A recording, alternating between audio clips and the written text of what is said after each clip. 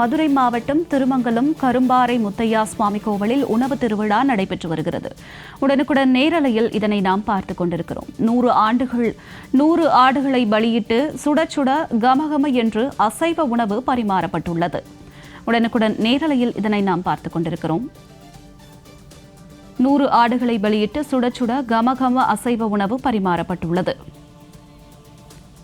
விவரங்களோடு மதுரையிலிருந்து இணைகிறார் எமது செய்தியாளர் சல்மான். வணக்கம் சல்மான், இது குறித்த விரிவான தகவல்களை சொல்லுங்க.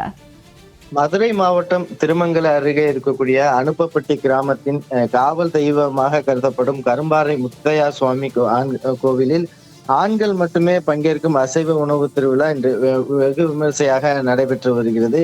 இந்த விழாவில் பாரம்பரிய முறைப்படி ஆண் பக்தர்கள் மட்டுமே பங்கேற்பார்கள். ஆண்டுதோறும் விழாவிற்காக பக்தர்கள் தங்களது நேர்த்தி கடன் நிறைவேற்றுவதற்காக கருப்பு ஆடுகளை மட்டுமே முத்தையா சுவாமிக்கு வழங்குவார்கள்.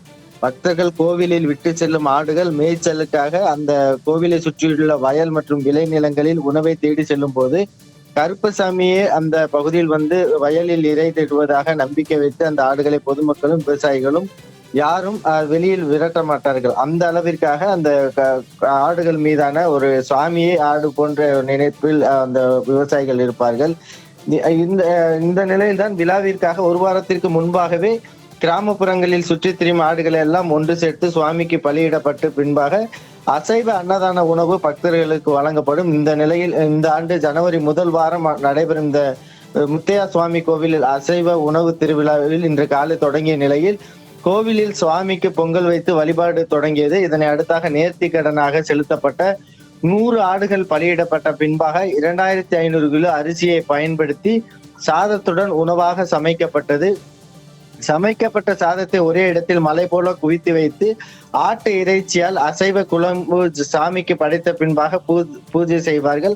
அதன் பின்னராக பக்தர்களுக்கு அன்னதானமாக வழங்கப்பட்டு வருகிறது.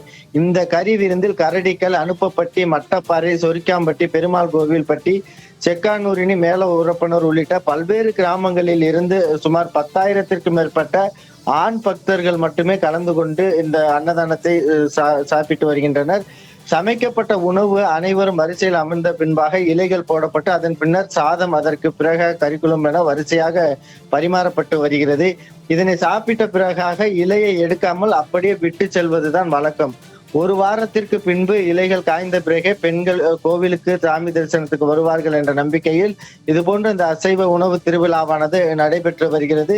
இந்த உணவு திருவிழாவில் சாதி மத பேதமின்றி அனைவரும் கலந்து கொண்டு அவர்கள் கருப்பியா சுவாமி கோவிலில் தரிசனம் செய்வதோடு அன்னதானமும் உண்டு. ஆண் பக்தர்கள் மட்டுமே கலந்து கொண்டிருக்கிறார்கள். ஜனனி, சல்மான், தங்களுடைய விரிவான தகவலுக்கு நன்றி.